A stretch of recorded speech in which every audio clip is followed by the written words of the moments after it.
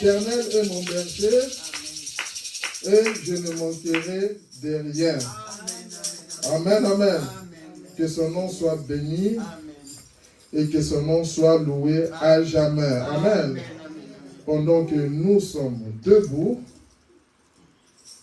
nous allons lire la portion de la parole de Dieu.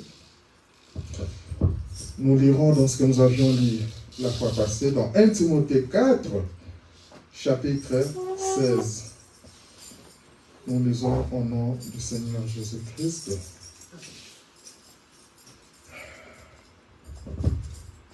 Veille sur toi-même et sur ton enseignement.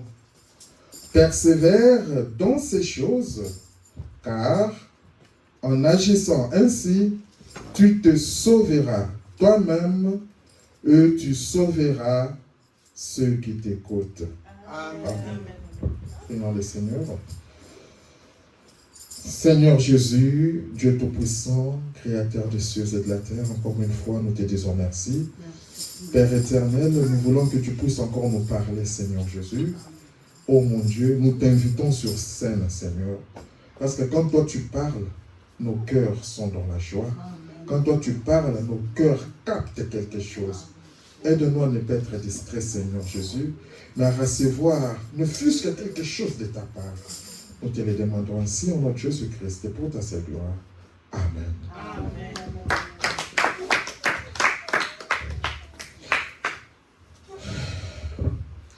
Que Dieu bénisse. Alors, en lisant cette lecture de la parole, nous continuons avec notre enseignement sur notre sujet, rendons Dieu visible pour le faire sortir de l'histoire. Et aujourd'hui, nous allons entamer la partie 5. La partie 5, nous continuerons avec le sous-thème sur le pasteur et les ministres. Comme je l'ai dit toujours, et je le répète par rapport à tout ce que nous avions vu la fois passée, que dans nos prédications, on n'a rien à voir avec des individus, mais ce que nous condamnons, ce que je condamne, ce que la parole condamne, ce sont des esprits qui animent les personnes. C'est très important que je puisse rappeler toujours ça. Pour que ce ne soit pas que c'est contre X, c'est contre Y. Mais quand c'est la parole, c'est la parole. Nous avons dit la fois passée que je peux changer des pasteurs aussi longtemps que je n'ai pas trouvé celui qui satisfait mon âme. Un pasteur peut momentanément prendre la place du père spirituel, du père spirituellement parlant. Et quand il a cette place-là, en fait, en tant que père, c'est pour me guider, comme tout bon parent, sur la bonne voie. Et le pasteur, cette bonne voie, c'est pour m'amener au véritable Père qui est le Seigneur Jésus-Christ. Nous avons aussi dit, si je remarque, quand je dis je, c'est toi, c'est moi, chacun se met à la place. Si je remarque que lui-même, le pasteur ou le ministre ne marche pas sur la bonne voie, je peux changer de pasteur. C'est en ordre. Nous avons aussi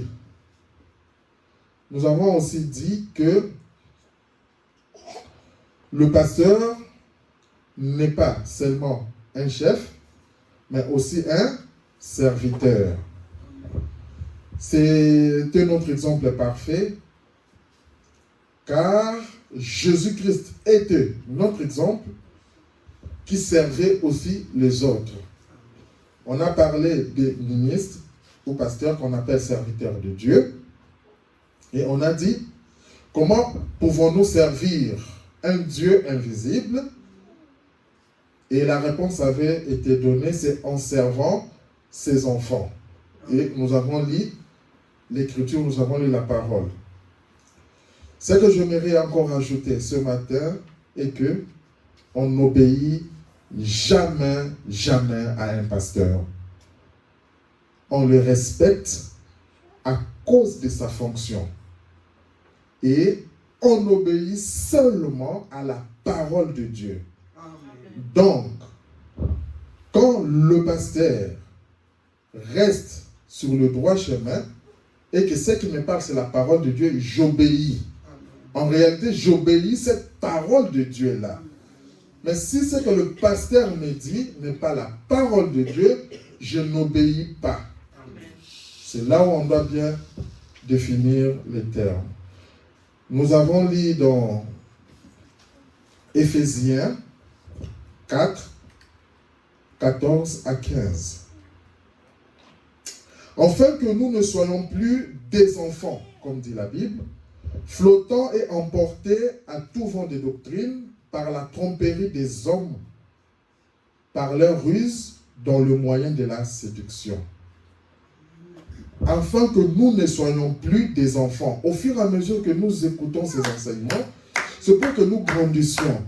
C'est pour que nous arrivons à détecter que ce pasteur, ce qu'il me dit, c'est la parole de Dieu, je vais obéir. Que ce qu'il me dit, ce n'est pas la parole de Dieu, je ne vais pas obéir. Parce que nous ne sommes plus des enfants. Nous ne sommes plus emportés par tout vent de doctrine.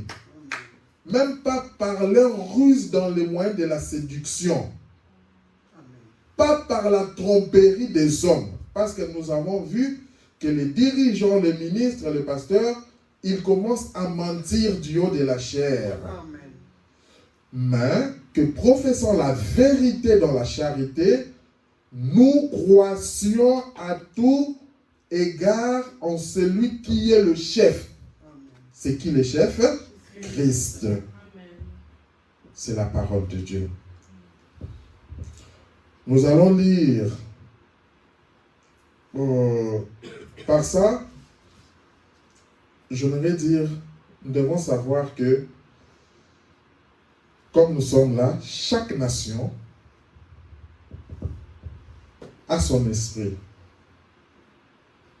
Comme le frère Branham nous l'a dit. Donc chaque nation que nous voyons ici a son esprit. Il est dit plusieurs places dans l'Écriture que quand vous allez chez les Flamands, vous allez chez les Belges, vous allez chez les Français, vous allez en République démocratique, il y a un esprit qui est lié à cette nation. Et quand on entre dans cette nation, l'esprit est divisé. C'est-à-dire, par exemple, on vient en Belgique, il y a l'esprit des Flamands et l'esprit des Wallons, par exemple. C'est ce qui constitue, par exemple, l'esprit belge. Nous allons chez nous en République démocratique du Congo, il y a les Luba, il y a les Swahili, il y a plusieurs tribus. Et chaque tribu aussi a ses esprits. Et quand on totalise ces esprits, quand on rassemble, c'est ce qui crée l'esprit de la nation. Alors, on dit par exemple, les Luba aiment avoir beaucoup de femmes, ils aiment la dictature. Par exemple, les gens du Bas-Congo ou Bandundu aiment trop sortir ou coucher avec les enfants chez eux. C'est comme ça, c'est normal. Ça, ce sont les esprits liés à la tradition, à la coutume. Ils aiment critiquer négativement les gens ou soit parler en mal des gens chez les autres. Nous avons par exemple les Bangala qui sont trop brutales. On dit, ah, c'est une Mungala. Donc, ce sont des gens qui sont trop brutales. Ce sont les esprits. Ils insultent facilement. Les Swahili, ils aiment beaucoup empoisonner les gens. Ils aiment l'adultère, ainsi de suite. Ce sont un peu des esprits qui caractérisent un peu des tribus. Il y a beaucoup de choses. Ça, je citais que des exemples pour nous donner des idées par rapport à ça. Alors, quand maintenant un enfant de Dieu, un pasteur qui est aussi un enfant de Dieu, est ressortissant d'un certain coin, tribu ou quoi, et et qu'il n'a pas fait l'expérience sincère de la nouvelle naissance avec Christ, il apportera d'une certaine manière ses coutumes du haut de la chair. C'est pour ça, même nous ici, tant que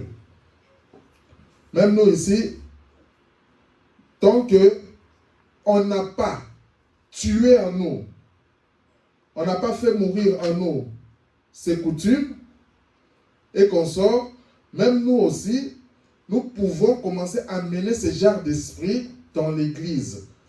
C'est pourquoi on doit passer par le baptême du Saint-Esprit, par la nouvelle naissance, pour faire mourir en nous toutes ces choses liées à ces coutumes. Alors,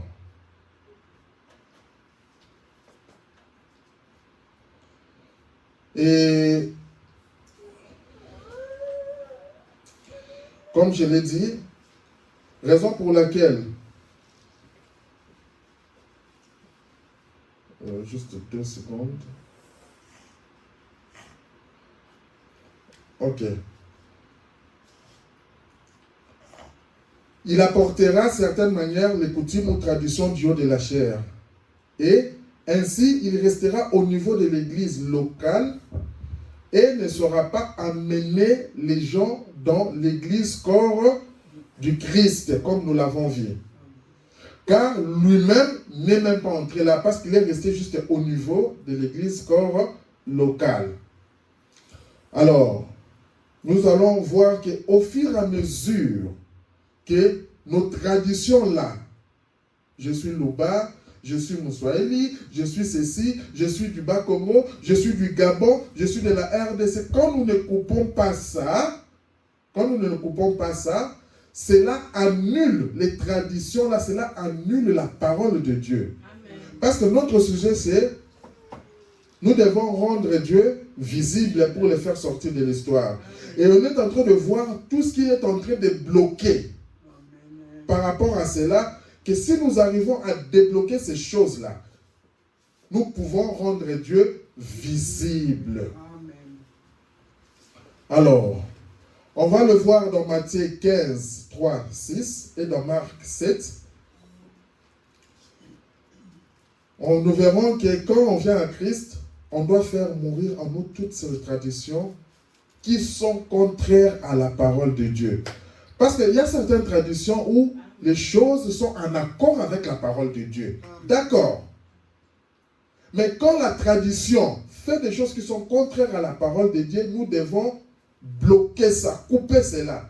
Nous devons être des chrétiens. On ne doit pas être que je suis Luba, je suis du Bas-Congo, je suis de la RDC, je suis de tel pays. Non. On est des enfants de Dieu. C'est pourquoi j'ai dit qu'on va entrer dans le corps mystique de Christ. Et là, il n'y a pas de tribu, il n'y a pas de pays. On est tous des chrétiens, on est des frères. Amen.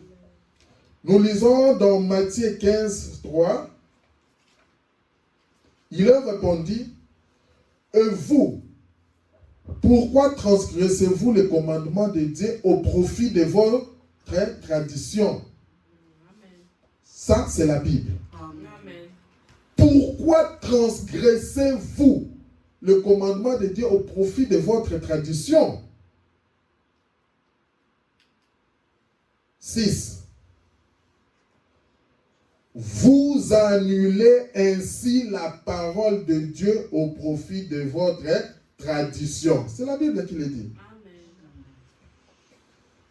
Quand on ne fait pas mourir nos traditions là, on amène cela, on fait mourir, on annule la parole de Dieu. Cela ne permet pas de rendre Dieu visible. Parce que Dieu est dans sa parole. Or, nous privilégions les traditions. Même si on ne les dit pas, on les constate. Et ce sont des histoires qu'on doit faire mourir. Dans Marc 7, 7 à 9, c'est en vain, écoutez bien, c'est en vain qu'ils m'honorent. On part à l'église, on fait ceci. Mais c'est en vain qu'ils m'honorent en donnant des préceptes qui sont des commandements d'hommes. C'est là où j'ai dit que le pasteur, on n'obéit pas. Amen. Mais on obéit seulement au pasteur tant que lui, il obéit à la parole de Dieu. Quand le pasteur commence à donner des commandements d'homme et que tu es un enfant de Dieu instruit, tu ne dois pas l'obéir. Mais quand ce qu'il dit, c'est la parole de Dieu, tu dois l'obéir. C'est là où je dis qu'on obéit à la parole de Dieu. Vous abandonnez les commandements de Dieu et vous observez les traditions des hommes. Comme nous, dans notre tribu ou dans notre pays, l'esprit de notre nation, on aime commander. Toi, viens faire, toi, viens faire. Le pasteur, je me mets devant. Je suis capable de dire, toi, sœur, quitte chez toi, viens chez moi, tu laves mes habits. Toi, en fait, ça n'a rien à voir avec la parole de Dieu, mais ce sont nos traditions que j'amène ça. J'abuse, comme ça qu'on a vu, de mon autorité de chef. C'est ça qu'on doit condamner. Il leur dit encore, vous anéantissez fort bien les commandements de Dieu pour garder vos traditions. C'est la Bible qui le dit. 13. Annulant ainsi la parole de Dieu par votre tradition que vous avez établie. Frère, c'est là où on avait dit, ayons un esprit de discernement. Amen. Tu regardes ce qu'il dit là, ça c'est l'homme, ça ce n'est pas l'esprit de Dieu. Quand tu n'as pas cet esprit de discernement, tu seras égaré aussi. Que vous avez établi, vous faites beaucoup d'autres choses semblables. Parce que tu es du haut de la chair, tu dictes n'importe quoi. Et cela aussi est de même dans la vie de chaque croyant chez nous. Quand on lit la parole de Dieu, quand on veut mettre la parole de Dieu en pratique, on doit faire sortir de nous tout ce qui est tradition qui annule la parole de Dieu. Quand tu dois agir, agis en tant que chrétien. Le pasteur doit bien se comporter car il est un modèle. Le pasteur doit respecter les fidèles et surtout les sœurs. Parce que nous sommes instruits que quand tu veux voir la marche d'une église, il faut regarder plus du côté des sœurs. Le pasteur doit respecter surtout les sœurs. Si le pasteur veut voir en privé la femme d'un frère, pour des causeries particulières, je dis bien en privé, pour des causeries particulières, il faut que les maris de cette femme-là en soient informés et qu'ils donnent son accord, soit qu'il soit présent. Pourquoi? Parce qu'on a des causeries en particulier avec la femme de quelqu'un. Sinon, on va ramener nos coutumes du haut de la chair. Il faut faire attention. C'est bien, on donne au mariage, on fait ceci. La tête, ce n'est plus la tête, la tête c'est l'homme. Maintenant, quand il faut appliquer cela, ça devient compliqué. Et aujourd'hui, c'est pourquoi on essaie un peu de déraciner un peu ces choses-là qui font à ce qu'on ne puisse pas rendre Dieu visible. Le pasteur n'a pas le droit sur une femme de quelqu'un par rapport à son mari. La femme, comme le dit la Bible, la femme doit soumission à son mari, mais pas au pasteur. Ça, c'est la parole de Dieu. La femme doit soumission à son mari. Nous allons le voir dans Ephésiens 5, 23 à 24. À ne pas confondre, là où le frère Branham parle que le pasteur est votre mari spirituellement parlant. Parce que, pourquoi je dis ça? Il y a tellement beaucoup de mauvaises choses qui sont entrées. Ce message est la vérité. Je crois qu'en commençant cet enseignement, je vous avais raconté l'histoire de cette sœur-là. Qui, le pasteur, le ministre qui était là, il a fini par tomber avec sa mère et les a maltraités d'une manière terrible. Et aujourd'hui, les pasteurs prennent certaines paroles pour montrer qu'ils sont chefs, pour abuser de cela. Oh, je suis votre mari spirituel. En tant que mari, si je te dis viens au bureau, tu viens. Mais après, qu'est-ce qui se passe dans le bureau du pasteur? Qu'est-ce qui se passe là-bas? Aujourd'hui, sur les réseaux sociaux, on commence, vous voyez sur Gospel Cross ou quoi, gauche-droite, vous voyez que non, tel pasteur en prison, pourquoi il a violé une sœur? Tel pasteur en prison, il a violé telle jeune fille. Tel pasteur, ceci, cela. Ce sont des faits réels. C'est là où je voudrais montrer que, en fait, le message est vrai, mais il y a des gens, c'est là où je dis je condamne les esprits. Il y a des gens qui sont animés de mauvais esprits, qui font à ce que les gens pensent que le message est aussi faux. Le message est vrai et reste toujours vrai. Moi, je ne dirais pas, viens au message, tu viens voir que c'est vrai. Non. Quand tu viens, tu dois savoir, là où il y a le vrai dollar, il y a aussi le faux dollar. Ce n'est pas à cause de ces personnes-là que tu pourras dire que non, moi, je ne vais plus croire au message. Non, pas ça. Ne prends pas cet exemple-là.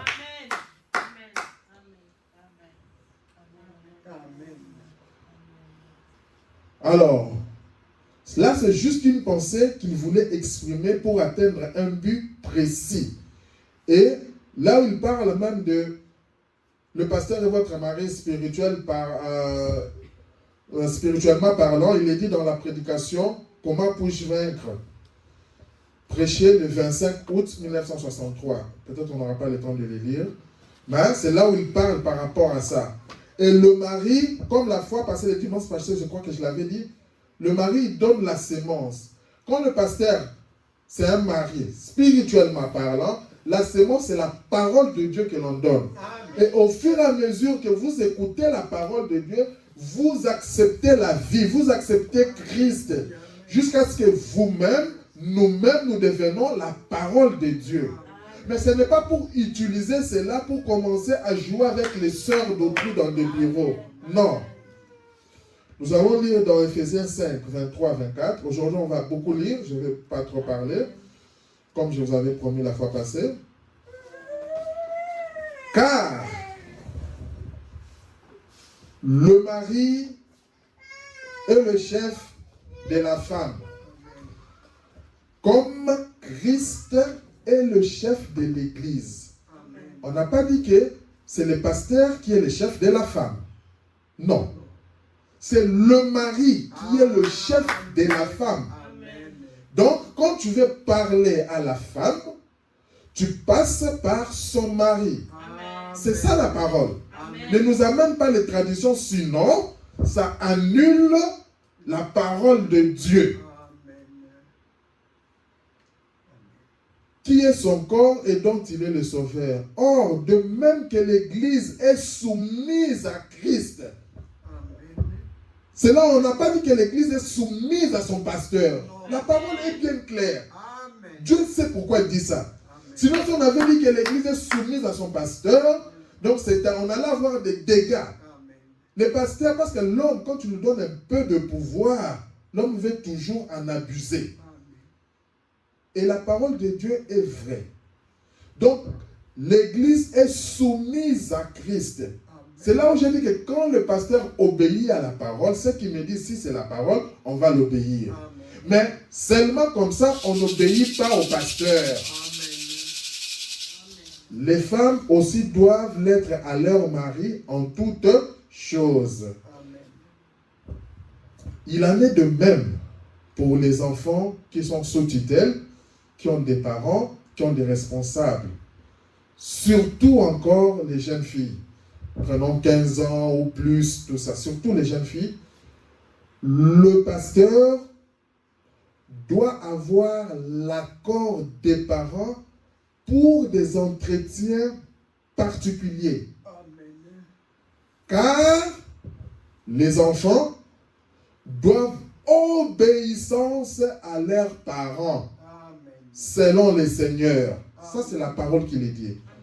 Toi, un enfant, c'est aux parents. Quand les parents te disent, fais quelque chose, fais ça, tu dois obéir aux parents.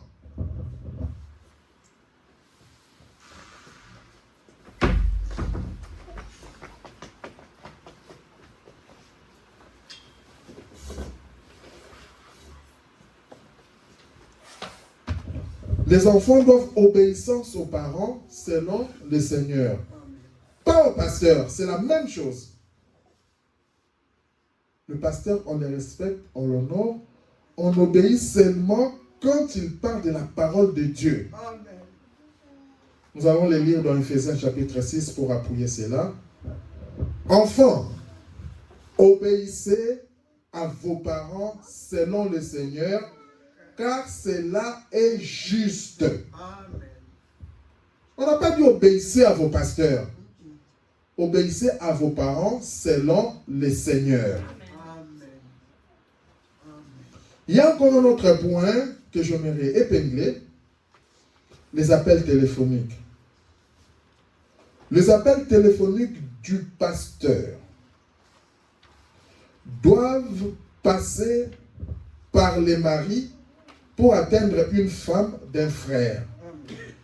C'est pas toi, à chaque fois, tu as toujours des conversations privées au téléphone, pasteur, avec la femme de quelqu'un, sans que le mari ne sache. Frères, soyons vigilants. Amen. Soit par les parents pour atteindre les enfants. Les enfants, faisons très attention. Papa, le pasteur, tu veux parler à l'enfant par rapport à telle chose. Passe par les parents. Amen. Et toi, enfant, tu vois, non, le pasteur ne fait que t'appeler, tout ça. Va dire tout ce que toi tu fais en tant qu'enfant, tu dois dire à tes parents. Amen. Papa, je vais faire ceci. Papa, tu sais, aujourd'hui, un tel m'a appelé, un tel m'a dit ça. Les parents doivent savoir. Amen. Il ne faut pas vivre une vie de cachotterie avec les parents, surtout quand tu es sous tutelle. Les parents doivent savoir tout. Être sous tutelle, c'est-à-dire que tu es sous la responsabilité, tu vis chez les parents. Il faut faire attention. Pourquoi? Parce que certains pasteurs ont introduit la vie de souillure de leur tradition dans des églises. Car ces pasteurs, souvent, ils profitent de l'absence du responsable direct. Parce que si ce pasteur-là, si ce frère, le mari de cette sœur était là, le pasteur n'allait pas tomber avec cette sœur. Amen. Si les parents de cet enfant, de cette jeune fille étaient là, le pasteur n'allait pas parler de bêtises à cet enfant-là. Ce qu'il faudrait savoir aussi, le pasteur, ce sont des choses à connaître. Le pasteur ne doit pas aller seul pour visiter une sœur qui vit seule. Amen. Surtout des jeunes filles. Le pasteur ne doit pas faire ça. Quand tu vas aller visiter, tu dois être accompagné d'un diacre, d'une deuxième personne, ou soit si c'est une sœur, tu peux même être accompagné de ta femme. Amen. Mais pas seul. À 5 heures, ce sont des histoires vraies. Et je sais de quoi je parle. Ce sont des histoires vraies. Les pasteurs ne doivent pas. Le matin, la jeune sœur, elle vit seule, elle se trouve à 5 heures comme ça. Qui sont ceux qui? C'est moi le pasteur, je suis venu voir comment est-ce que tu vas. Non.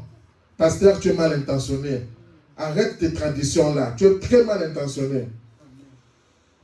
Le pasteur ne doit pas donner quotidiennement en secret de l'argent seul à une jeune sœur qui a ses responsables en vie. Chaque fois, tu appelles toujours cette jeune sœur-là. Viens, prends un 10 euros. Prends un 20 euros. Ne dis pas à tes parents, hein. Ne dis à personne. Prends. Ce n'est pas de bon esprit. Tu veux donner 10 euros, appelle ses parents. Tu dis, papa, en tout cas, j'aimerais offrir 10 euros à votre enfant. C'est ça. C'est ça, c'est logique. Toi, tu appelles toujours ça parce que tu connais, au fur et à mesure que tu donnes ça, tu connais la finalité. Et ce sont des choses qui annulent la parole de Dieu, qui ne rendent pas Dieu visible.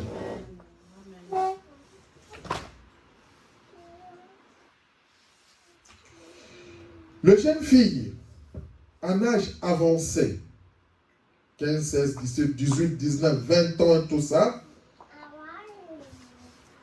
ne doivent pas s'asseoir sur le cuisse de leurs parents, ni sur le pasteur, même si le pasteur, Quand tu es déjà une grande fille, il ne faut pas. Amen. Car le corps humain a des sensations. Et les mamans doivent veiller à cela. C'est pas ça, mon daddy care, mon daddy chou, mon ceci, cela. Tu as déjà 20 ans, 21 ans, on te voit toujours, tu viens, c'est mon papa, je m'aime. Non, ce sont des esprits démoniaques. Et si, comme j'ai parlé par rapport aux tribus, par rapport aux traditions, s'il y a des traditions où les filles, comme par exemple, il y a certaines traditions qui font ce qu'on appelle les kintuadi ou les kintuidi, où l'oncle ou le père peut coucher avec sa fille, ainsi de suite. Ce sont de mauvaises choses. Et ces histoires commencent comme ça. Et nous, dans la parole de Dieu, ce sont des abominations. Et on doit faire très, très attention par rapport à cela. Alors, enfin, d'éviter le dérapage, et pour la prudence du pasteur, surtout et de la sœur qu'il reçoit, le bureau du pasteur, si possible, doit être vitré. Que l'on puisse voir de l'extérieur que le pasteur est occupé. Le pasteur a son bureau, ça peut être double vitrage. On n'a pas besoin d'entendre ce qu'il cause parce que c'est un secret. Mais on sait voir, parce que quand le pasteur sait qu'on sait voir, il n'osera pas, il aura honte de faire ses bêtises.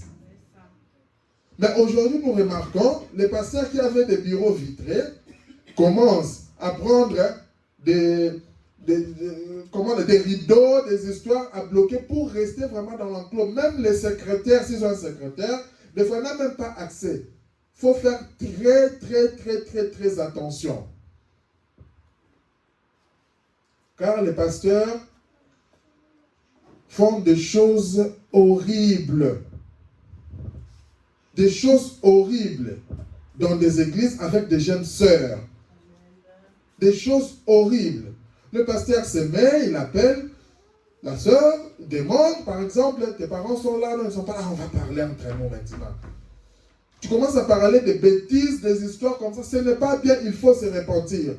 Et quand un pasteur commet des bêtises avec une sœur au bureau, sa place pour se repentir, c'est du haut de la chair. Amen. Parce qu'il est en train de souiller l'église. Amen. C'est du haut de la chair. On n'a pas besoin que ça soit publié, non. Dans son église locale, amen, il peut arrêter toutes les caméras et demande pardon, pardonnez-moi parce que j'ai amené l'esprit de ma tradition ici.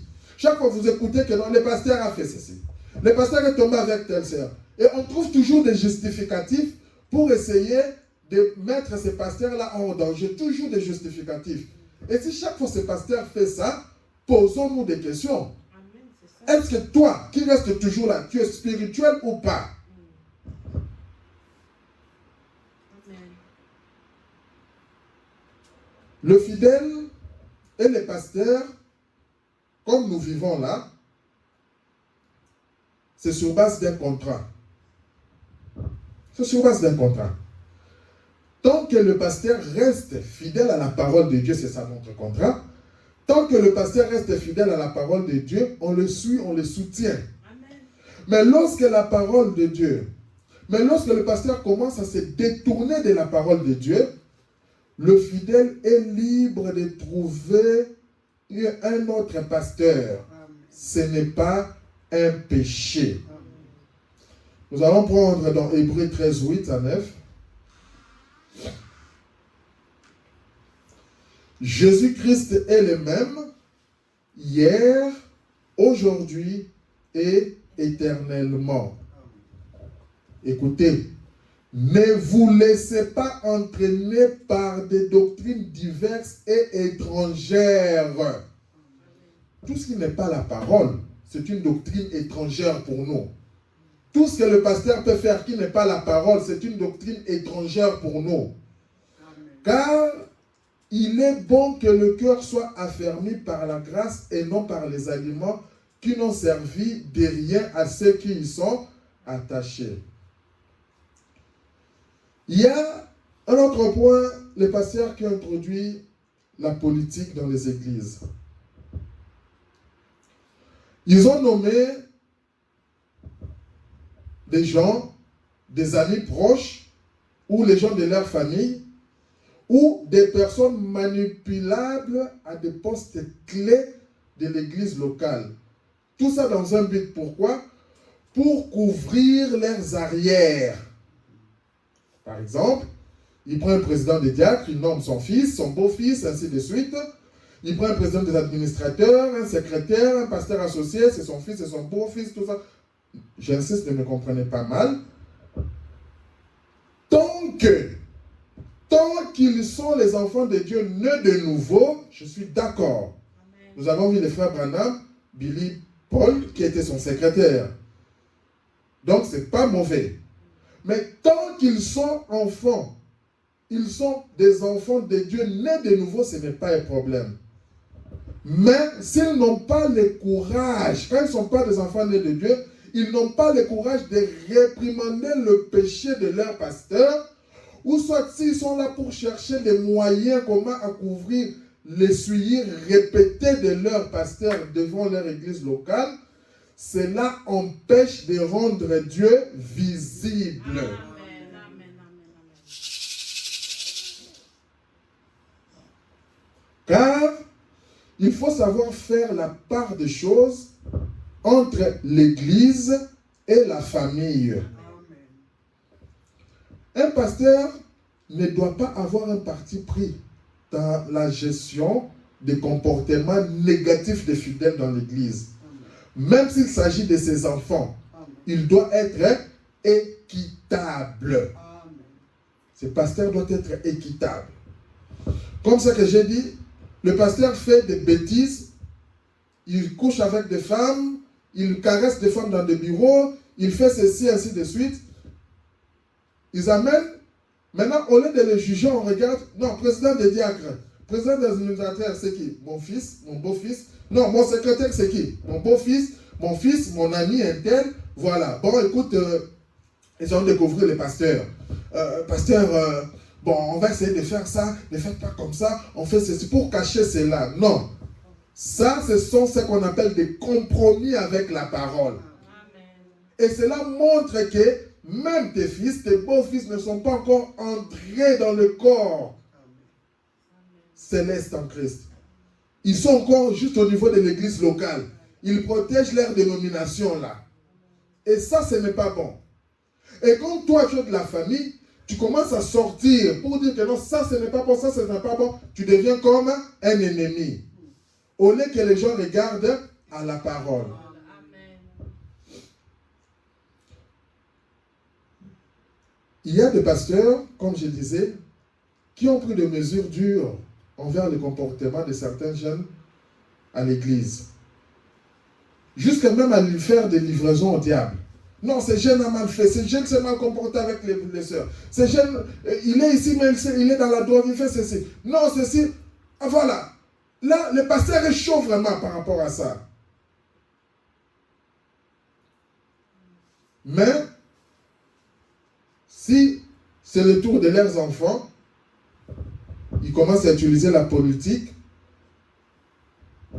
pour que, soit demander à leurs enfants, non, écoute, ne viens plus à l'église ces derniers temps, reste un peu à la maison. Là, on est plus chaud. Et ça, ce n'est pas la parole. Amen. 2 poids, 2 mesures. Ça, ce n'est pas la parole. Le monde tellement il est petit, les membres finissent par découvrir cela et ils commencent à murmurer. Et quand les membres peuvent murmurer, et moi en tant que pasteur, je viens du haut de la chair, je commence à faire des larmes de crocodile. Mais ce qu'ils disent là, est-ce que c'est vrai ou ce n'est pas vrai? Non, mon fils, il fait ça, il fait ça, il fait ça, il fait ça. Peut-être les membres murmurent, pourquoi? Parce que quand il s'agissait de l'enfant d'un autre, voilà, je montre que je sais appliquer la parole. Mais quand il s'agit de mon enfant, je me tais. Quand tu oses parler, oh non, les enfants des pasteurs, vous voyez ceci. Non, soyons justes. Nous cherchons à rendre Dieu visible. Amen. Amen.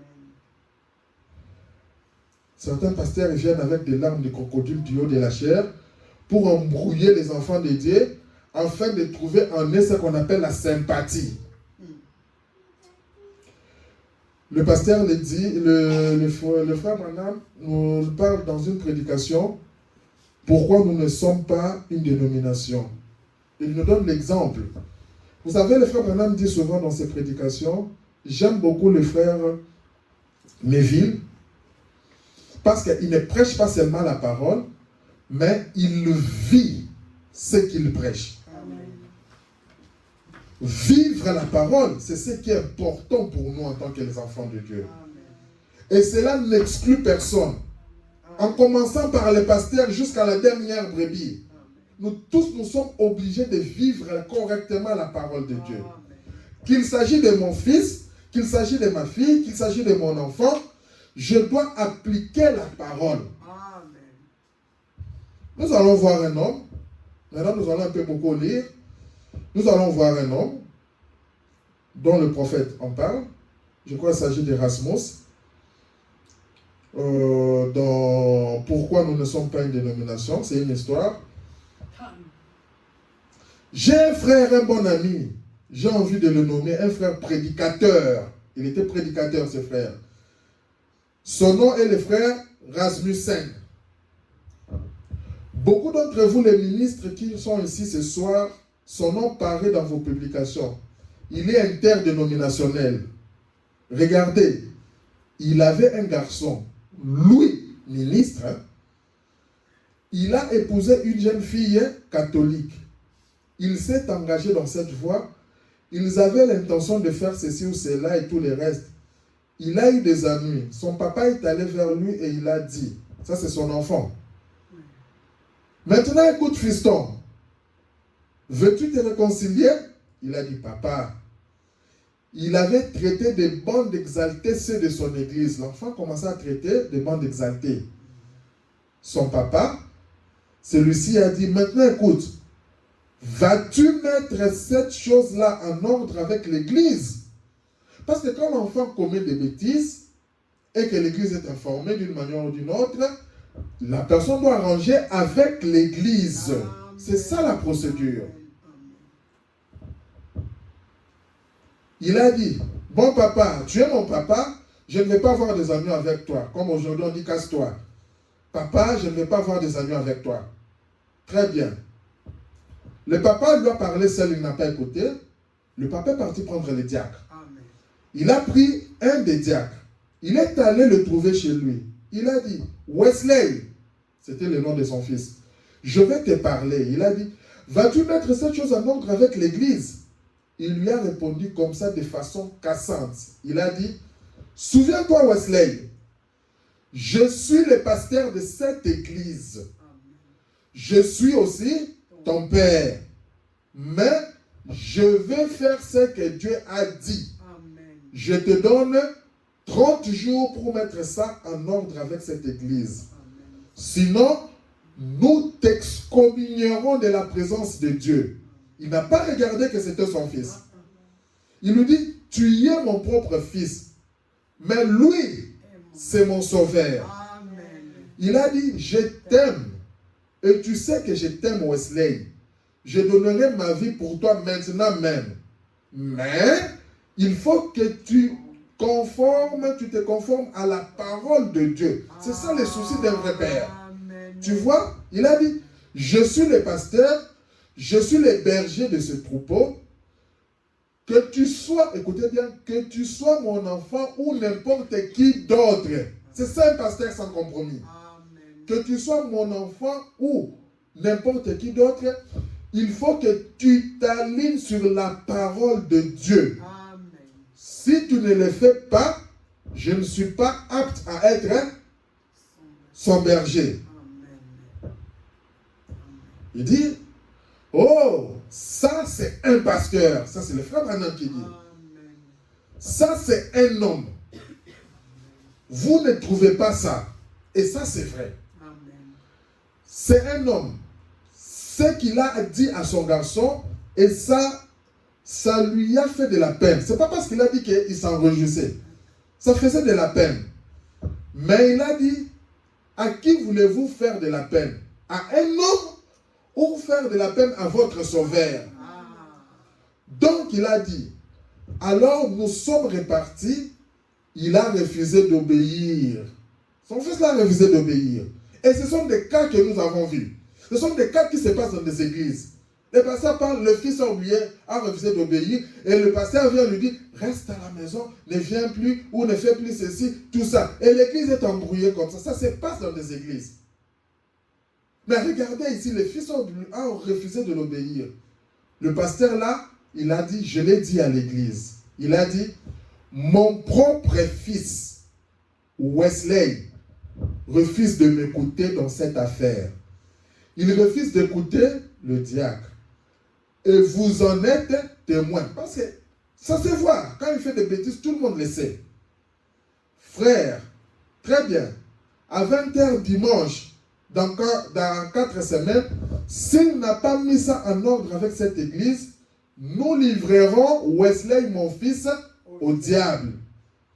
Pour la destruction de la chair, son sang, le sang de Jésus-Christ, et cette église ne le protégeront plus. Donc nous n'allons plus prier pour lui et tout ça, ainsi de suite.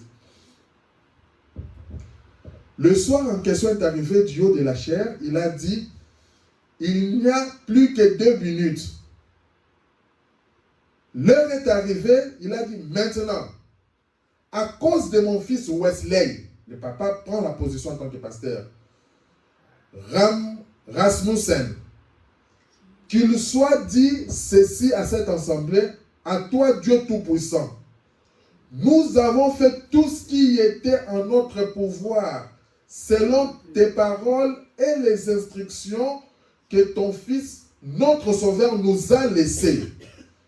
Nous procédons maintenant. Je livre mon Fils. Et cette église le fait avec moi. Là, au diable, pour la destruction de sa chair, afin que son âme soit sauvée. C'est tout ce qui a été dit. Il ne s'est rien passé pendant 1 semaine ou 2, peut-être 1 mois ou 2. Malgré qu'on l'a livré au diable, il ne s'était rien passé. Mais il n'est plus membre de l'église, on l'a livré au diable parce qu'il est resté dans cette position-là. Il dit, une nuit, ça a commencé maintenant les amis, Wesley est tombé malade. Il est tombé malade et alors son état s'aggravait toujours de plus en plus. Mais malgré dans cet état-là, il savait que les choses que j'ai faites, ce n'est pas bon. Il a appelé le médecin est venu l'examiner. Il avait 40 degrés et demi de fièvre. Il n'en trouvait plus la cause. Son état s'aggravait toujours. Le médecin dit, mon garçon, je ne sais vraiment pas ce qui a pu t'arriver. Même le médecin s'étonne. Il ne savait pas quoi faire. Il a dit, nous allons appeler un spécialiste encore. Ils ont appelé un autre spécialiste et le spécialiste est venu. On l'a amené à l'hôpital, il a examiné et tout. Il a dit, en tout cas, je n'en sais vraiment rien.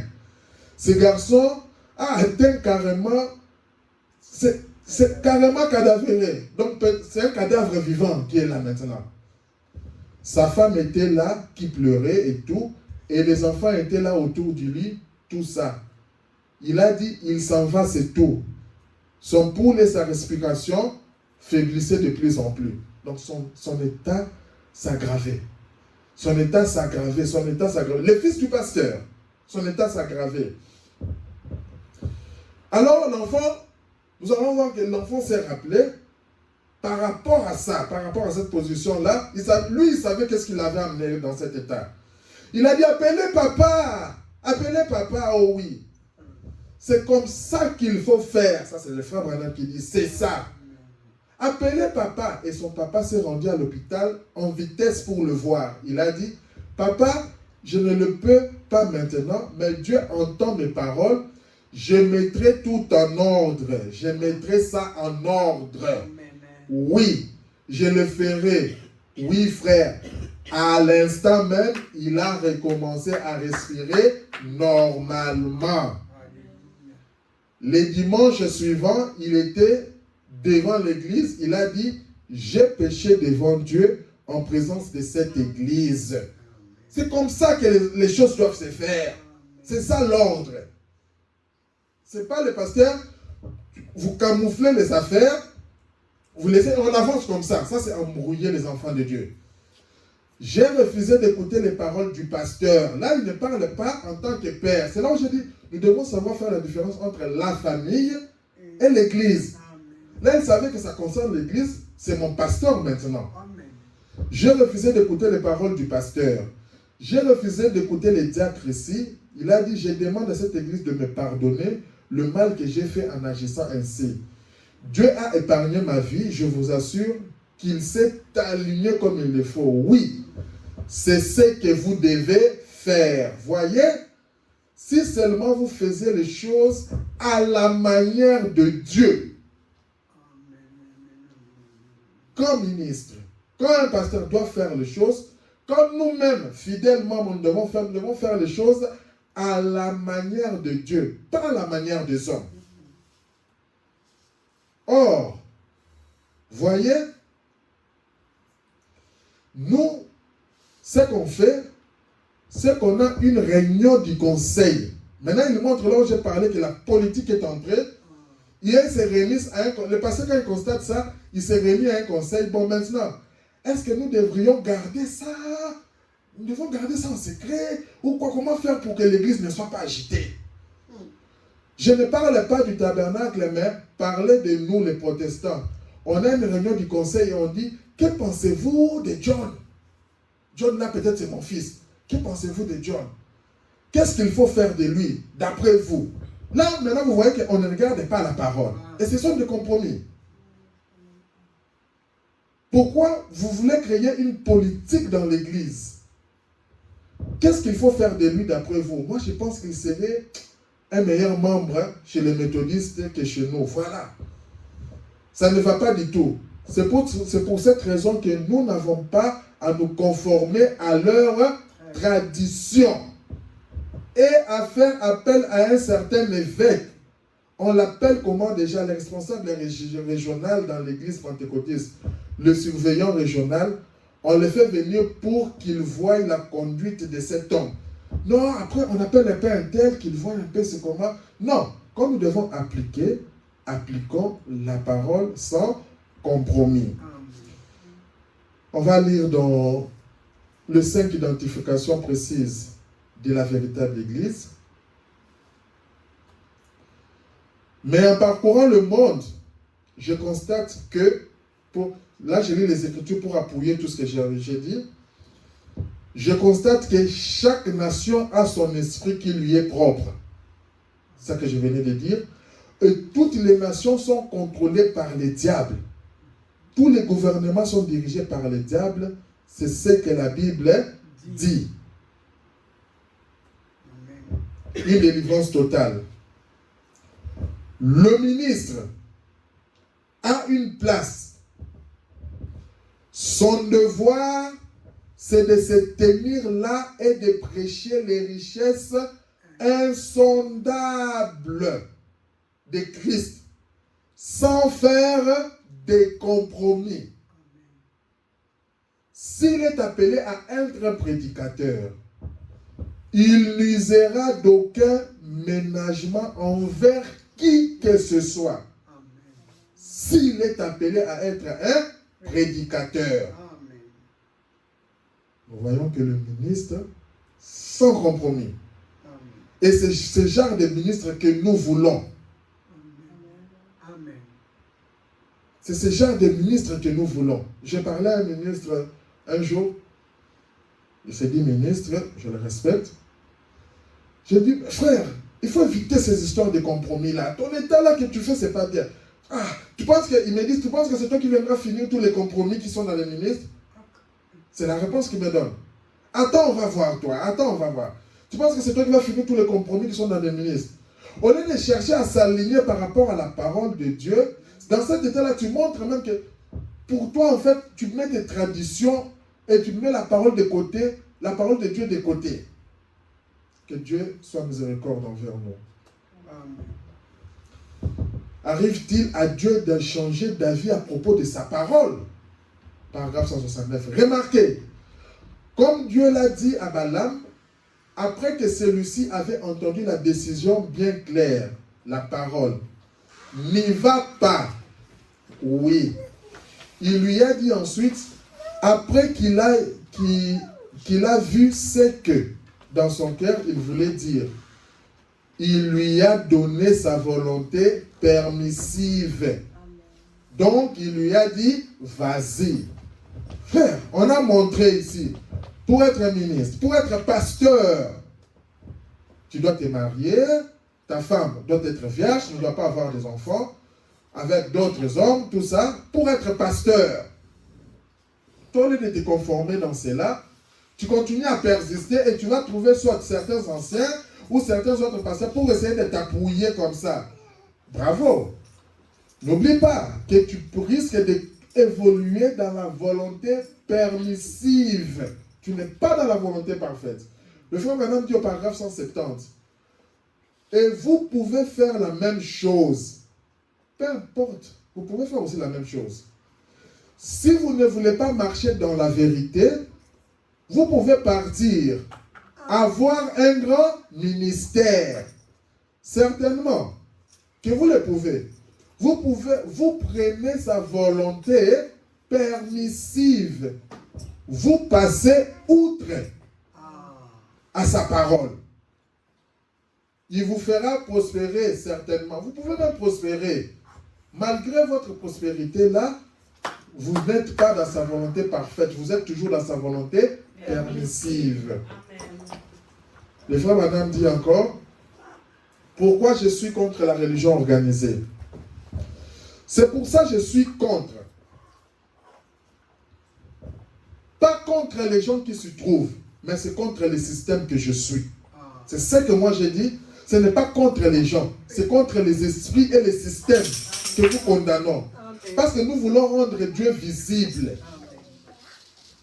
En effet, si l'un des anciens ou autre chose, l'une de ces églises prêche quelque chose qui est dans la Bible, mais qui est contradictoire avec cette doctrine, avec la charte qu'ils ont dans cette église, ils excommunient sur les champs. Oui, monsieur.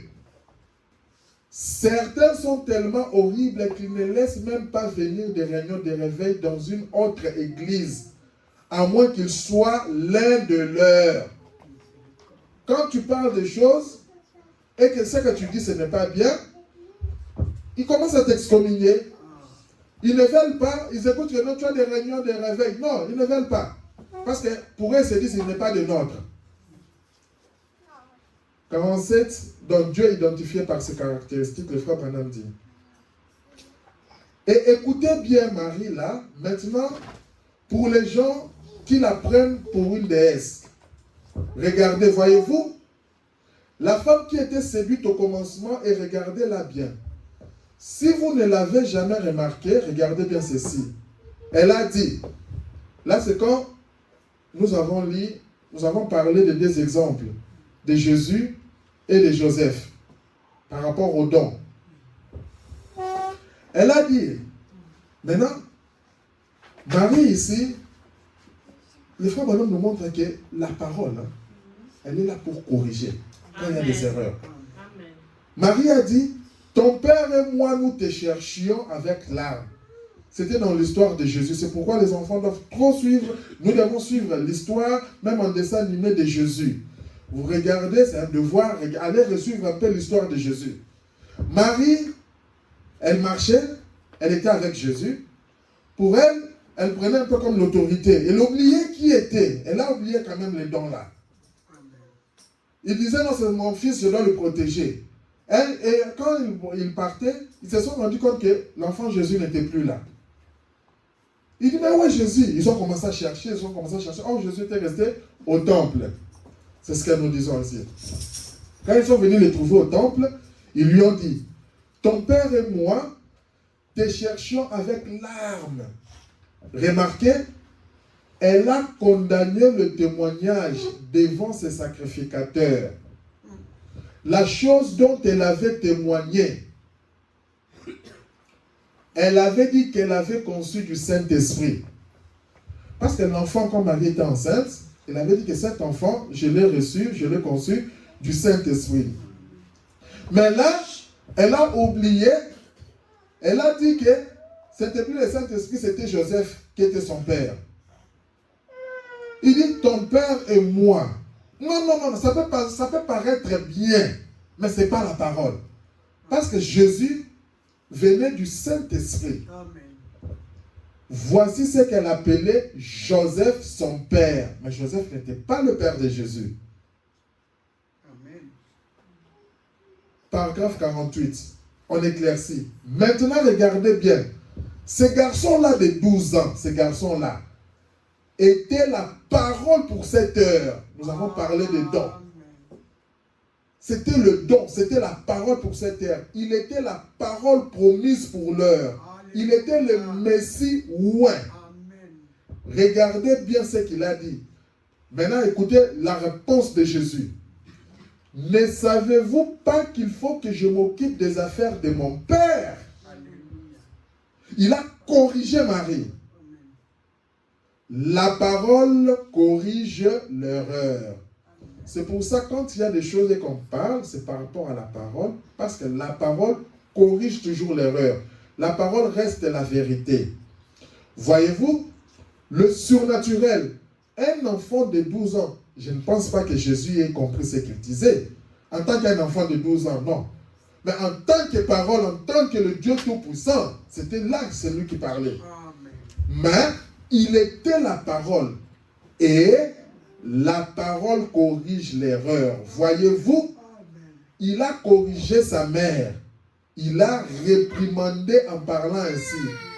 Or, si c'était des affaires de son père, il aurait été avec son père si Joseph avait été son père. 49. Mais voyez-vous, comme elle était toute chavirée et agitée comme Ève, et influencée, eh bien, elle a dit, ton père et moi, nous te cherchons avec des larmes. Il a dit, ne savez-vous pas, il faut que je m'occupe des affaires de mon père. Vous voyez, comme la parole est correctrice, elle corrige l'erreur. Amen. Nous allons lire dans les influences.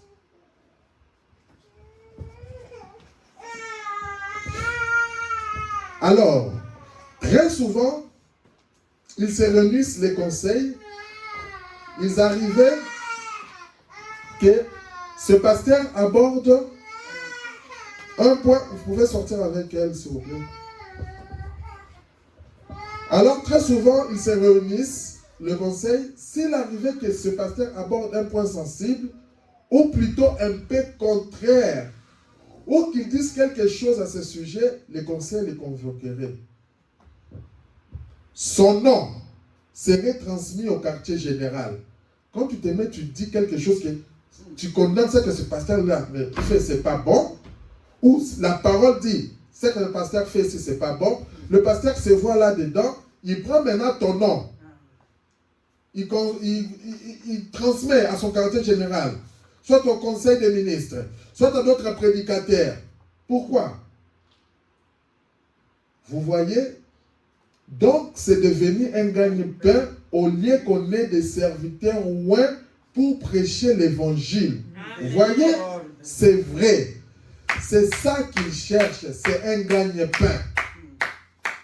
On veut rester là, avoir un bon salaire. Écoutez, frère, que Dieu ait pitié d'un homme qui vendrait son droit d'aînesse pour cela.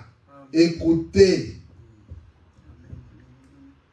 Les frères, madame, nous avons besoin de gens qui manient l'évangile. Amen. Alléluia.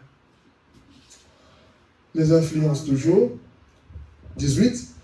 Nous avons besoin des hommes qui manient l'évangile à main nue, sans mettre des gants dénominationnels. Il les représente simplement tel qu'il est écrit. Et que les éclats volent où ils veulent. Amen. Que vous soyez contre moi, que vous soyez contre... Quand c'est la parole, c'est la parole. Que les éclats volent n'importe où. Maman disait, si les chaussures ne te vont pas, si les chaussures te vont, porte-les. Elle disait, il n'est pas nécessaire de couper des corses aux pieds. Eh bien, il y a donc des choses comme ça que nous devrions écouter. Je prends dans ces rangées du côté de Jésus. Et cette vieille combine n'a jamais cessé. Souvent, un ministre pourrait faire une erreur et s'il arrive dans un quartier, un précieux frère, écoutez, un précieux frère qui essaye de faire ce qui est bien, de conduire les gens dans le droit chemin. Vous écoutez, à librement, un frère essaye de faire du bien, conduire les gens au Seigneur, tout ça, mais ça te fait mal au cœur. Tu cherches toujours comment à les nuire, à les détruire. Non. Tu écoutes qu'un frère commence une œuvre ou bien quoi, dans un coin, ou bien Dieu travaille avec lui dans n'importe quel coin. Voilà, tu cherches toujours quelque chose pour nuire à cette personne. Ce n'est pas un bon esprit. Et cela ne va pas permettre que tu rendes Dieu visible. Amen, amen, amen. Un précieux frère qui essaie de faire ce qui est bien et conduire les gens dans un droit chemin, tout ce que le diable peut montrer à les croyants, ou soi-disant chrétiens dans ces quartiers, afin de jeter le discrédit sur l'homme, il le fera. Vous savez, le vrai comportement chrétien, c'est de cacher tout ce qu'on peut à propos d'un frère. Amen. Ne parlez pas de ses mauvaises actions. Amen. Parlez simplement de ses bonnes actions. Parlez seulement des bonnes choses que vous savez sur lui. S'il y a quelque chose de mauvais, laissez ça de côté. Amen. Tu n'es pas là, je viens, je te dis, tu connais Sœur Intel. Quand je vais te parler de Sœur Intel qui n'est pas là, je dois te parler de bien en lui. Mais si je vais parler quelque chose de mauvais pour condamner, je n'ai pas besoin de citer son nom. Parce que c'est un esprit. Je dis que non, en tout cas, enfant de Dieu, ne faisons pas ça, ne mentez pas, ne faisons pas ceci. Mais quand je connais que le frère X vit dans cela, je ne vais pas me mettre là, commencer à citer l'exemple pour dire que frère X est en train de mentir. Non.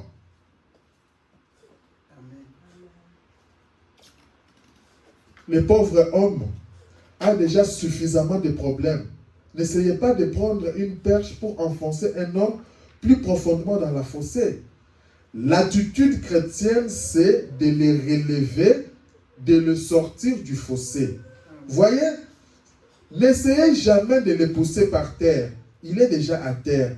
Essayez de l'aider à se relever. Mais trop d'entre nous aujourd'hui, trop de gens aujourd'hui, devrais-je dire, essayent de faire ça. Pourvu qu'ils arrivent à trouver quelque chose qu'ils pourront dire, quelque chose de mauvais. Dès qu'ils trouvent un petit truc, ils vont commencer à propager ça. 131. Bon, par exemple, si l'un de vous, frères, faisait une erreur, faisait quelque chose de mal, et vous êtes sujet de ça, moi aussi, chacun de nous. Mais comme nous avançons, rappelons-nous que nous sommes frères. Nous sommes frères. Si nous avons un sujet de dispute, disputons-nous les uns avec les autres. Soulevons la question ensemble. Soulevons la question devant nos frères et réglons ça. Amen. Or, on avait l'habitude de la famille Branham, dans la famille Branham, si l'un des petits avait quelque chose, on allait le dire à Bill, parce que j'étais l'aîné. Il fallait que je me tienne là et que je découvre qui avait raison et qui avait tort. Eh bien, ma décision, c'était que celui qui avait raison et celui qui avait tort. S'ils ne croyaient pas ça, alors ils allaient se bagarrer derrière mon dos pour régler la question. Mais ils étaient toujours frères, vous voyez? Écoutez ça. Ils se battaient les uns avec les autres dans la cour de derrière. Et ils se battaient les uns pour les autres dans la cour de devant. Quand il y a des difficultés, tu penses qu'il y a des problèmes, c'est derrière que l'on doit arranger. Mais quand on sort devant les gens, on doit s'associer, on doit être ensemble. C'est comme un prédicateur, quand il était là, il fait des miracles, il fait de ceci. Frère, c'est pour la gloire de Dieu. Associons-nous, disons gloire à Dieu. Non, toi tu vois un frère qui fait ça, tu t'aimes, tu commences à les condamner. C'est quel esprit qui est là? Et tu veux rendre Dieu visible chez toi? Non. Donc, c'est une manière que les choses s'est passées, voyez. Ils étaient tous frères. 133. Eh bien, c'est de cette manière que nous devons procéder, voyez-vous. Si vous avez quelque chose contre quelqu'un, contre votre frère, si toi tu penses que tu as quelque chose, n'en parlez pas à quelqu'un d'autre. Prédicateur, ministre, ne va pas trouver un autre ministre pour chercher à détruire l'influence d'un tel. Amen. Si toi tu penses que c'est ça, ne parle pas à quelqu'un d'autre, va vers ton frère. Si c'est quelque chose de mal, allez vers lui et parlez-lui-en. Et là, s'il veut se disputer avec vous, alors prenez quelqu'un d'autre avec vous. Amen. Soulevez la question et faites-le comme la Bible dit de les faire. 134. Mais, nous avons parlé de ça. Jésus, il s'acharnait à trouver toutes les petites zones d'ombre qu'il pouvait. Là, c'était les pharisiens. Il cherchait vraiment toutes les petites zones d'ombre. Aujourd'hui, c'est ça les prédicateurs. Ils regardent leurs confrères prédicateurs, ils cherchent toutes les petites zones. Ils regardent tel frère. Même entre nos frères, on regarde l'autre là, les petites zones d'ombre. Il s'acharnait à trouver toutes les petites zones d'ombre qu'il trouvait, car il cherchait à les rabaisser aux yeux des gens. Et c'est ce que le diable veut. Ils veulent détruire votre influence auprès des gens. Donc, toi, ministre, toi, frère, qui va toujours chercher à raconter du n'importe quoi chez d'autres frères, tu cherches à détruire l'influence de ton frère. C'est pour ça qu'il faut faire très attention à ce que vous faites. Marchez comme des vrais hommes de Dieu. Quand tu fais ça, tu n'es pas un vrai homme de Dieu. Parlez comme des hommes de Dieu. Conduisez-vous comme des hommes de Dieu. Vivez comme des hommes de Dieu. En effet, le diable, votre adversaire, rôde comme un lion rugissant, cherchant à dévorer ce qu'il peut. Pourquoi est-ce qu'il faisait ça? Écoutez, ils étaient jaloux de lui. Donc toi, frère, quand tu vas faire ces choses, le prophète est clair, la parole est claire. C'est la jalousie qui te fait ça. C'est pour cette raison qu'ils cherchaient à les rabaisser. Ils étaient jaloux de son ministère. Et c'est pour cette raison qu'ils cherchaient à rabaisser. C'est un message d'encouragement. Eh bien, il avait le ministère de Dieu et il le savait bien. Mais c'était contraire à l'air credo. Alors, il cherchait à les rabaisser, à prendre tout, chaque petite faille qu'il pouvait trouver, afin de se débarrasser de lui. Il voulait qu'il abandonne la partie, qu'il laisse de prêcher, qu'il laisse le ministère. Il voulait que les gens les condamnent. Ce qu'il voulait, c'est de dire, mais ce gars-là n'est rien. Regarde un peu, le voilà. Il fait ceci. Vous savez que ce n'est pas bien. Toute notre vie, on nous a enseigné que nous devons croire les anciens. Nous, parce que moi je suis ancien. Moi je suis ancien, j'ai dit, moi j'ai commencé avant. Et le voilà. Il s'est mis là à réprimander cet ancien. Quand on sait que tu parles de mauvaises choses de cet ancien, il a désapprouvé la tradition des pères. C'est ce que nous voulons. Des jeunes qui sont là, quand l'ancien qui se dit ancien ne marche pas par rapport à la parole, et que la parole condamne, ce n'est même pas toi, mais c'est la parole qui condamne, qu'il rentre sur le droit chemin. Mais quand il vient, il ne respecte pas, il manque du respect, c'est un impoli. Ce nouveau ministre est là, non. Ou c'est un ministre de l'autre côté, non. C'est pas bien. Nous devons croire à la tradition de nos pères. C'est ce que chaque rabbin nous a enseigné pendant toutes ces années. Et cet homme, il arrive, il est en désaccord avec eux, voyez. Eh bien, un homme pareil n'est pas digne d'être prédicateur, voyez. Il cherchait à le rabaisser. 136.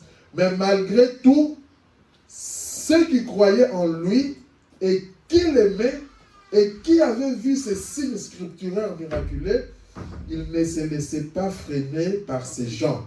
Non, monsieur. Ceux qui croyaient en lui, ils croyaient en lui. Ceux qui l'aimaient, ils le soutenaient. Ce que les autres leur montraient, ils ne le voyaient pas. C'est rangé du côté de Jésus 137. Oh! Si nous pouvions être animés comme ça, si nous pouvions simplement ne pas voir, si quelqu'un se présentait par ici en disant, savez-vous quoi? Les gens disent de vous que vous êtes pentecôtistes. Donc, les gens cherchaient les pharisiens, les sadducéens, les hypocrites, les hérodiens et tout. Ils cherchaient quoi? À noircir Jésus. Mais les vrais croyants qui avaient été prédestinés à attendre ce message, ils l'ont entendu et n'y ont vu absolument aucune erreur. C'est pareil maintenant. Ceux qui croient en lui, ils l'aiment. Ceux qui croient en lui, ils ne voient aucune faute en lui. Ils ne voient pas d'hérésie, ils ne voient rien de faux. Ils ne voient aucune fausseté dans sa parole. Ils ne voient rien de mal dans son peuple. Ils ne voient que Jésus. Ont été prédestinés à la vie éternelle. Alors, ils se rangent simplement du côté de Jésus et ils restent là. Donc, Christ est le mystère. Christ est révélé dans sa propre parole, 177. Peut-être que vous n'êtes pas tout à fait d'accord avec moi. Et c'est ça que j'ai dit ce matin. Peut-être que vous n'êtes pas tout à fait d'accord avec moi sur ce que j'ai dit. Je ne vous demande pas de l'être. Voyez-vous, tout ce que moi je vous demande, frères, ministres, pasteurs et consorts, ce que moi je vous demande, c'est d'y réfléchir seulement. Ceux qui auront le temps de suivre cette prédication, ces enseignements, je demande de réfléchir. Ce que vous me dites, je les prends en considération. Si les pasteurs prennent la bande et disent, eh bien, je ne suis pas d'accord. Les autres peuvent lire, écouter, dire que je ne suis pas d'accord. Ça ne fait rien, mon frère. Vous avez peut-être des brebis dont vous êtes le berger. Alors donnez-leur ce qui vous plaira comme nourriture. Quant à moi, je fais de mon mieux pour rester bien fidèle à la parole. Amen. Si toi, tu ne veux pas rester fidèle, tu veux donner n'importe ce que tu veux, vas-y. Dans l'intérêt de ceux qui ont été remis entre mes mains pour Dieu. Parce que, comme des raisons, les brebis veulent de la nourriture des brebis. Amen. Les brebis entendent ma voix. Nous vivons de toute la parole qui sort. Non pas d'une parole ici et là. On ne choisit pas ce qui est bien pour nous. Nous, toute la parole, elle est bonne pour nous. Mais de toute parole qui sort de la bouche de Dieu, voilà de quoi les saints doivent vivre. Un prophète qui rugit. Oh! Ce qu'il nous faut, c'est un réveil. Peu importe, malgré ces prédications, peu importe qui cela pourrait offenser. Il y a des gens qui peuvent être offensés. Nous devons prêcher l'évangile et montrer ce qui est en nous. C'est vrai. Je vous donnerai pas le moindre sou pour tout programme qui est exclu de Dieu, que ce soit l'ONU ou un conseil de 4, peu importe qu'est-ce que c'est. Dans une église séduite par le monde, alors que nous tendons à la fin. Peu importe. Ça, même les ministres, même toi frère, même toi ma soeur, tu dois te dire ça. Peu importe. Si je dois rester seul, sans plus personne, si ce n'est Dieu, je prêcherai la vérité de la Bible de Dieu et prendrai position pour elle. Amen. Peu importe. Même si je dois rester seul. Amen. Prenons toujours position pour la parole de Dieu.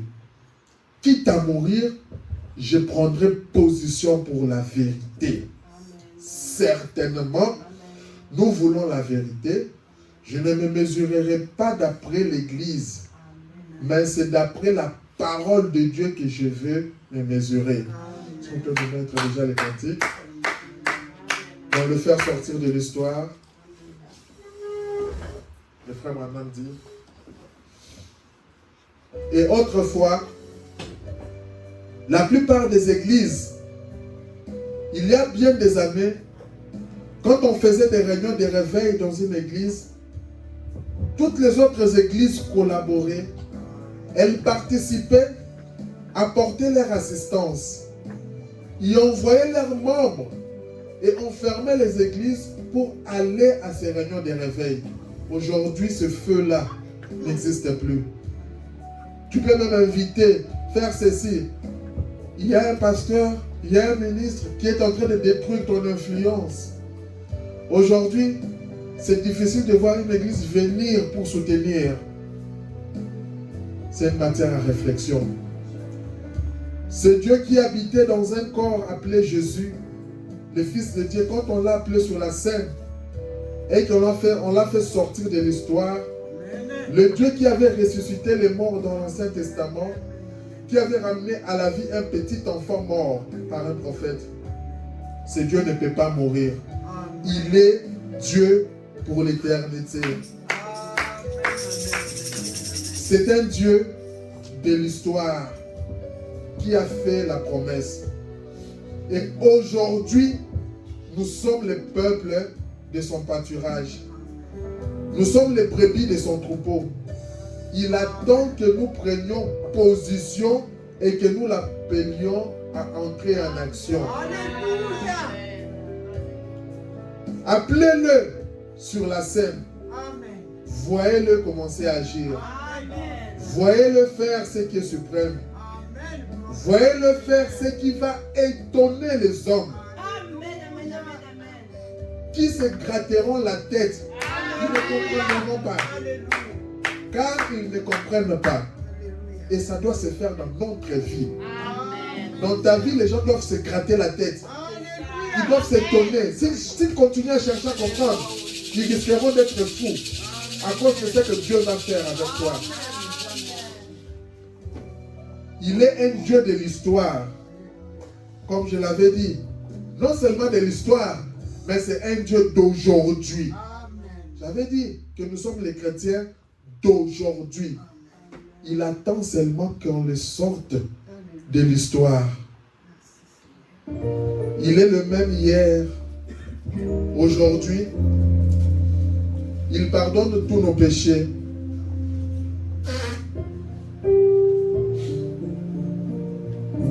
Il guérit toutes nos maladies. Le Dieu de l'histoire, si on le fait sortir de l'histoire, il brillera en ces jours de lumière. Quoi? Alors que le temps tire à sa fin, alors que la politique tire à sa fin, mon frère, ma soeur, alors que la vie tire à sa fin, alors que tout arrive à son terme, Jésus vient à la lumière. Alors tout est détruit. Il continue de briller. Le lys de la vallée, l'étoile brillante du matin. Il est le même hier, aujourd'hui, éternellement. Invoquez simplement le Dieu de l'histoire. Je veux que nous l'invoquons. Vous le verrez devenir le Dieu du présent. Nous voulons rendre Dieu visible et le sortir de l'histoire. Le frère Branham nous dit, invoque simplement le Dieu de l'histoire. Vous le verrez devenir le Dieu du présent. Sortir de l'histoire pour briller exactement comme il a fait en ces temps-là. Il agira de la même façon. Il fera la même chose. Il pardonnera de la même façon. Il guérira de la même façon. Ses compassions sont mêmes. Sa bonté, sa bonne volonté est la même. Dieu ne change pas. Il est toujours le même. Sa puissance est la même. Il attend seulement notre. Il attend nous. Il attend que nous puissions l'appeler, que nous puissions le faire sortir de l'histoire. Je vous demande une chose. Avez-vous déjà rencontré ce Dieu de l'histoire? Est-il descendu dans le buisson ardent devant vous? A-t-il parlé à votre âme ce matin? Avez-vous la certitude que vos péchés sont effacés? Si ce n'est pas le cas, ne prenez aucun risque, mon frère. Ne prenez aucun risque, ma soeur. Ne vous contentez pas seulement d'adhérer à une église comme ça, ou d'avoir été là et avoir éprouvé un petit sentiment de bien-être. Vous devez le connaître, entendre parler de lui, avoir ses bénédictions. Ce n'est pas ça qui donne la vie. Non, on ne veut pas entendre, mais on veut le connaître. Lui, c'est ça qui donne la vie. Alors que nous sommes debout. Le connaître personnellement. Le pronom personnel, le connaître. Il ne s'agit pas de connaître son livre, d'un bon étudiant, d'être un bon membre, ni un homme bien ou une femme bien. Ça ne suffit pas. C'est le produit de la loi. Mais il s'agit de le connaître lui.